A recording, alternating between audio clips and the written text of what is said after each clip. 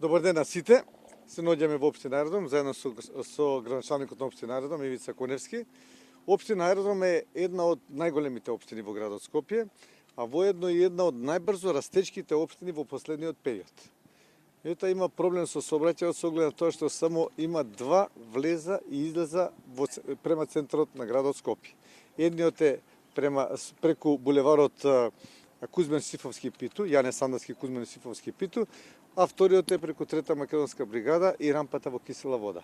И тоа е недоволно и затоа во утринските часови се создаваат големи гужви.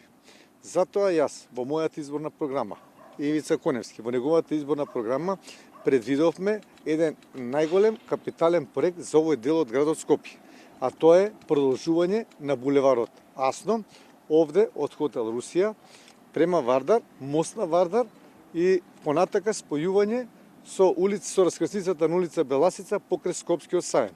Со тоа ќе се овозможи да има еден побрз проток, за да може граѓаните на општина Аеродром да имаат побрз и сообраќаен проток и воедно да нема толков сообраќаен метеж кој што се создава во утринските часови во општина Аеродром. Благодарам.